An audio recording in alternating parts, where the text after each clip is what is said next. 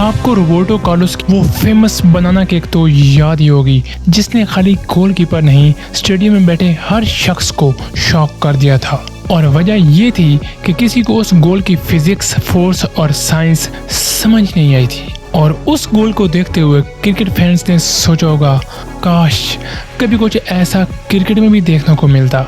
और क्या हो अगर मैं आपसे ये कहूँ कि कुछ साल बाद शोएब अख्तर ने वही चीज़ क्रिकेट में करके दिखाई। एंड रिमाइंड यू, ये कोई बनाना स्विंग या रिवर्स स्विंग बिल्कुल भी नहीं थी। तो चलिए जानते हैं क्रिकेट की सबसे मुश्किल और बैटर्स के होश उड़ा देने वाली उस स्नेक बॉल की कहानी, जो फिर दोबारा क्रिकेट में देखने को कभी नहीं मिली। आपने 2025 आईपीएल का हैदराबाद वर्सेस डीसी का मैच तो देखा ही होगा, जिसमें मिचेल स्टार्क ने सनराइजर्स को दिन में तारे दिखा दिए। लेकिन मुझे उनकी 5 विकेट से नहीं, खाली उस एक वाइड बॉल से गर्ज है। जी हाँ, वही वाइड बॉल जिसने कीपर राहुल को चकमा देते हुए उनके होश उड़ा दिए, क्योंकि वो कोई आम स्विंग नहीं बल्कि फेमस बनाना स्विंग थी।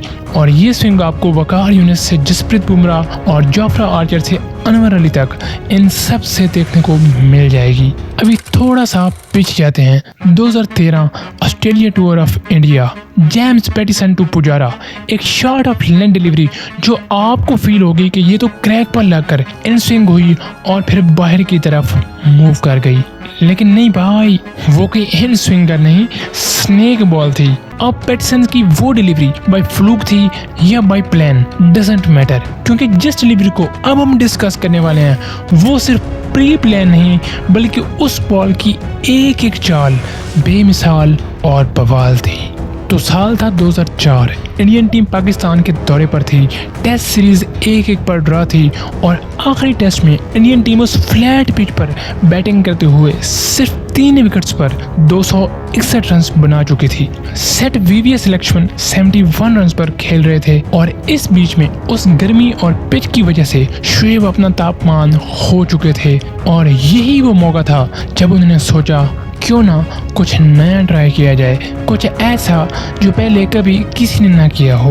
बस फिर क्या था, शोएब ने उस बॉल को रिवर्स स्विंग करने के लिए तैयार किया, पुरानी साइड बैट्समैन की तरफ और ब्राइट साइड बाहर की तरफ। लेकिन जो असल खेल उन्होंने यहाँ खेला वो थी उस बॉल की सेम पोजीशन, जिसे उन्होंने थोड़ा सा ऑफ सेंटर रखा, हाथ का एंगल 45 डिग्री पर और रिलीज पॉइंट नॉर्मल यॉर्कर से ऊपर। अब प्लान रेडी था, बस एग्जीक्यूट करना बाकी था। और फिर उन्होंने हाई स्पीड रनअप लेते हुए वो डिलीवरी डिलीवर की जिसने वीवीएस लक्ष्मण की विकेटें उखाड़ कर रख दी। एंड लक्ष्मण वाज लाइक, ये क्या बकवास है, मुझे खड़े तो होने देता, साले एम्पायर तूने नो बॉल क्यों नहीं दी। और ये सब काफी नहीं था कि कम्युनिटी पर बैठे द जीनियस संजय मंजरेकर ने ये कहना शुरू कर दिया, आजकल के बैट्समैन भी ना एक सीधी सादी फुल टॉस नहीं खेली जाती, बंदा क्या ही कहे। तो अब बात करते हैं उस मैजिक की जो उस बॉल ने शोएब के हाथ से निकलने के बाद किया। वो बॉल रिलीज होते ही पहले अंदर की तरफ स्विंग हुई जैसे कोई यॉर्कर आने वाला हो, फिर कट बैक किया और फिर बैट्समैन के करीब पहुंचते ही अचानक से बाहर की तरफ मूव करते हुए विकेट्स पर जा लगी। अब फॉर्मेट चाहे कोई भी हो, फुल टॉस बैट्समैन के लिए हमेशा स्कोरिंग अपॉर्चुनिटी होती है। और यही वजह थी कि लक्ष्मण भाई उस बॉल को फ्लिक करने के लिए तैयार थे, लेकिन शोएब की पेस, बॉल एंगल और लेट मूवमेंट ने लक्ष्मण को फ्रीज कर दिया। उन्हें समझ ही नहीं आया कि क्या हुआ, क्यों हुआ और कैसे हुआ। आप लोग कहेंगे भाई वेट अ सेकंड, मतलब कि इस बात की क्या गारंटी है कि शोएब की वो बॉल प्री प्लान थी? Right question. पहली चीज थी कि उस बॉल को पिच पर लैंड किए बगैर फुल टॉस में अपने टारगेट तक डिलीवर करना, फिर सीम को ऑफ सेंटर रखते हुए अपनी रिस्ट को रोल करना। That's one of the toughest thing in cricket. दूसरी चीज है आपकी पेस और ball control. I mean reverse swing करने के लिए भी आपकी पेस 140 प्लस होनी चाहिए। और फिर खाली पेस से भी काम नहीं चलता, आपका उस बॉल पर कंट्रोल कितना है, दैट्स मैटर द मोस्ट। और अगर वो ball just by chance deliver हुई होती तो गेंद या तो सीधी बैट पर आती या फिर हद से ज्यादा बाहर निकल जाती।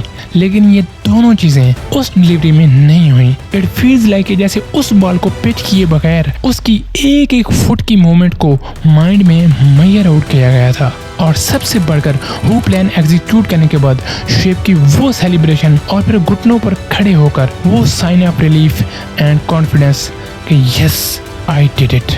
तो ये थी क्रिकेट की उस इनोवेटिव और क्रिएटिव स्नेक बॉल की कहानी। आप उस डिलीवरी को लेकर क्या सोचते हैं? अपनी राय कमेंट्स में ज़रूर दीजिएगा। वीडियो में आखिर तक जुड़े रहने के लिए बहुत बहुत धन्यवाद।